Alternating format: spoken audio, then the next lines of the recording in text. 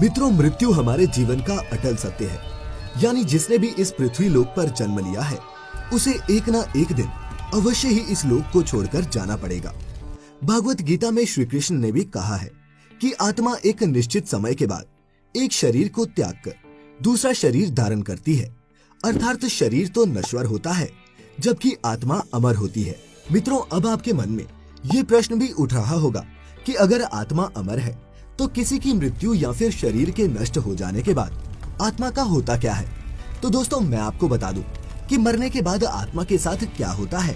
इसका वर्णन हिंदुओं के पवित्र पुराणों में से एक गरुड़ पुराण में मिलता है, जिसमें ये भी बताया गया है कि मृत्यु के कितने दिनों बाद आत्मा यमलोक पहुंचती है और रास्ते में उसे किस तरह की यातनाओं का सामना करना पड़ता है। मृत्यु के बाद एक आत्मा की यमलोक तक की यात्रा में 47 दिन लगते हैं। तो क्या होता है इन 47 दिनों में जीवात्मा के साथ, यही जानेंगे आज की इस वीडियो में। नमस्कार और द डिवाइन टेल्स पर आप सभी का एक बार फिर स्वागत है।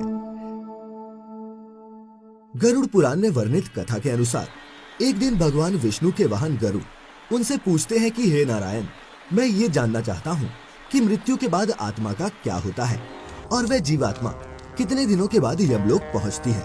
तब श्रीहरि गरुड़ से कहते हैं, हे गरुड़, जब किसी जीव की मृत्यु होती है तब उसकी आत्मा 47 दिनों तक इधर उधर भटकने और कई यातनाओं को सहने के बाद यमलोक पहुंचती है। आगे वो ये भी कहते हैं कि जब किसी जीव की मृत्यु नजदीक आती है तो सबसे पहले उसकी आवाज जाती है और जब अंतिम समय आता है तो मरने वाले व्यक्ति को कुछ समय के लिए दिव्य दृष्टि मिलती है। इस दिव्य दृष्टि के मिलने के बाद मनुष्य सारे संसार को एक रूप में देखने लगता है। उसकी सारी इंद्रियां शिथिल हो जाती हैं, जिसके बाद मृत्यु के समय यमलोक से 2 यमदूत आते हैं। यमदूतों को देखते ही आत्मा डर से हाहा करने लगती है और शरीर से बाहर निकल जाती है।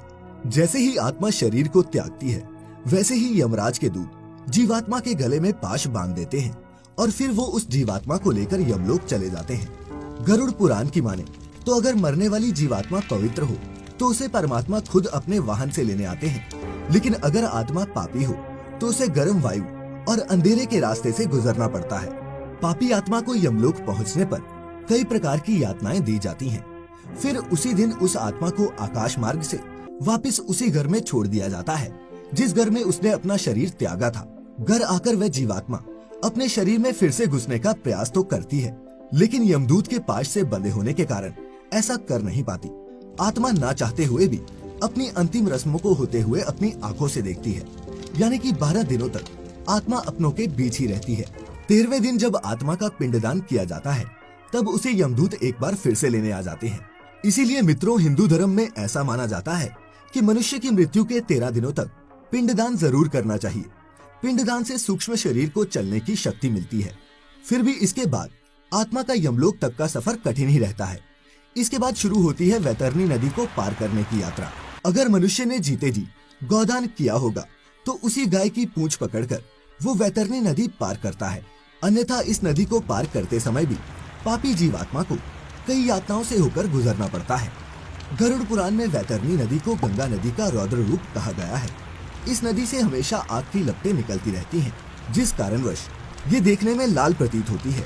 इस नदी से गुजरते समय जीवात्मा को कई खतरनाक जीवों का दंश सहना पड़ता है। इससे गुजरते समय आत्मा को ऐसा महसूस होता है मानो जैसे कि कोई उसे इसमें डुबोना चाह रहा हो। वैतरणी नदी पार करते समय उसे पीठ से होकर गुजरना पड़ता है। इस तरह पापी जीवात्मा को इस नदी को पार करने में 34 दिन का समय और लगता है, जिसके बाद जीवात्मा यमदूतों के साथ यमलोक पहुंच जाती है, जहां उसे उसके कर्मों के अनुसार सजा भुगतने के लिए नर्क में भेज दिया जाता है।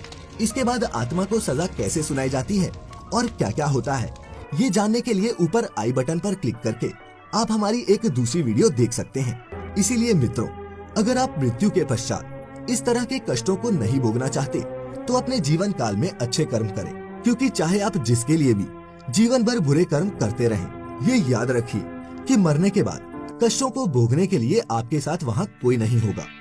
गरुड़ पुराण का आज का ये सफर फिलहाल यही खत्म होता है, लेकिन इस पुराण में जीवन और मृत्यु से जुड़ी और भी कई गूढ़ बातें बताई गई हैं, जिनके बारे में हम आपको पहले भी बताते रहे हैं और आगे भी बताते रहेंगे। खैर, अगर आपको आज की ये वीडियो अच्छी लगी हो तो इसे ज्यादा से ज्यादा लाइक और शेयर करें।